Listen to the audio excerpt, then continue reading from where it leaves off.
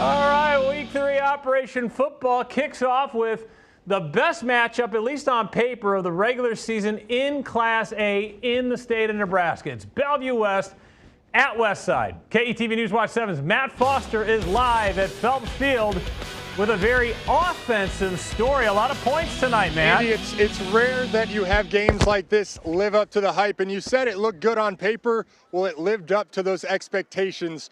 2-0 Westside hosting 3-0 Bellevue West, and here's how it all went down at Phelps Field. These two teams know each other well. They played on this same field 10 months ago with the Warriors prevailing. The two teams trading turnovers in the first quarter. Here it's Donovan Whitfield picking off Anthony Rizak. He's going to take it 52 yards inside the 5 and set up 1st and goal T-Birds. Very next play, Gio Contreras takes it in for 6. The PAT would be no good, 6-0 West. After the Warriors answered to take a 1-point lead, T-Birds go with the air raid. Daniel Kalin dropping a dime to Kyrell Jordan. It's a foot race from there. Nice connection for the 69-yard score. Bell West up 21-14 at the break. Warriors tie things up right out of halftime. Kurt Kubrick almost chopped down at the line of scrimmage, stays on his feet, and he's going to take it 73 yards because he's got reservations for 6, and we are tied at 21. Westside would grab the lead and add to it here. Keenan Cotton going to make a few guys miss, and no one's going to catch him. 82-yard house call, his 2nd touchdown of the night, makes it 35-21 Westside. But Bell West not going anywhere. Ensuing drive, Kalin and Jordan hook up again for 6, cutting the deficit to 7, but that's as close as they would come. Anthony Rizak rolling right, finding Christian Jones, and he's going to plow his way in for 6. The Warriors win a shootout and stay undefeated. 56-35, your final. Resilient bunch. We played our best game of the year tonight against a very good football team. I'm so proud of the guys.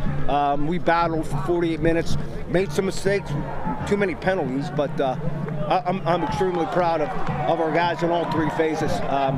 We showed some real grit. Warriors now 3-0, proving that they are the team to beat in Class A and still number 1. Next week, they pay a visit to Millard North. Reporting live at Phelps Field, Matt Foster, KETV News Watch 7 Sports. All right, thank you, Matt. Elkhorn South keeping pace. The Storm handing Papio South its first loss of the season, 41-7 last night. Future Husker Maverick Noonan, a big guy touchdown, grabbing the loose ball for the score in that one. Big game in Gretna. The Dragons hyped up to take on Creighton Prep homecoming. Jays up 7-0. Cameron Bothwell makes his first of 3 field goals on the night. On to the second quarter, Dragons still trailing. Zane Flores, the deep throw picked off by John Pargo. The Jays turn that one into points. Charmer Brown, the juke stiff arm goodbye, 69 yards for the score. But Gretna too much. Dragons come back to win this one 16-13, your final. They stay unbeaten. Rivals facing off at Buell. Millard North taking on Millard South. First half, all Mustangs. Evan Hansen with the keeper. Mustangs on the board, 7-0. Fans loving it. Second quarter, Mustangs going to the air this time. Hansen finds Colin Bogatz. Millard North goes up big, and hang on. They win 20-14, beating Millard South. 101 Lincoln High, a 101 Omaha Central. This one all Lynx. Julian Babahavnov calls his own number. 4-yard touchdown makes it 28-0 Lynx. Lincoln High goes on to win 43-7. All right, how about Millard West and Burke? Both teams looking for their first win of the year. This is quarterback Brody Peterson, the junior, to running back Bobby Joseph. Touchdown, 7-0, 54 seconds left first quarter. Second quarter, Burke tries to drive, only to watch the Wildcat senior, Creighton Schramm, steal the football and run 40 yards the other way. That's a big turning point. And then Brody Peterson runs the ball in for a second touchdown.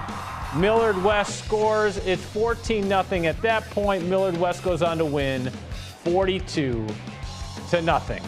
Class B, top-ranked Bennington hosting York. This is Nick Colvert. Nick Colvert He's a Badger, and he can run. And watch him run. He's going to go 80 yards, 80 yards. Look at him go, weaving in and out for the touchdown, Bennington. The Badgers can play some defense too. Kyler Lurdenson. Bennington wins 33-10. Your final. Badgers are now 3-0. Scott in a tight one with Beatrice. 6-0 into the second half. The Orangemen finally getting on the board. Deegan Nelson caps the opening drive second half. On the opening drive of the second half, Beatrice is up. Skyhawks, though, still having fun because they know their team's going to answer right back. Watch this. Long pass. Down to the 1. Next play, Colin Pike finishes off the drive. Skyhawks come back to win 26-15. How about Elkhorn North? They're a nifty story early on this season. They're taking on Crete. The Wolves stingy on defense and opportunistic. Cole Sherrar recovers the fumble. The Wolves up 27-0, adding to it Josh Basilovac to Tommy Mechna, 34 yards. Elkhorn North wins. Wolves now 3-0. 2-0 Blair, 1-1 Ralston. The Bears active on defense. Dane Larson and Ben Holcomb combined for the sack here, and more defense from Blair. Watch number 81. He's a defensive end. He's Jashawn Unger. Heads up, picks off the pass, waltzes into the end zone, pick 6. Blair wins 42-3. They play Gross next week. All right, time for a timeout. But up next, our fan favorite game from Iowa. But first, my daughter's a dancer at Westside, so let the Westside dance team take us to break.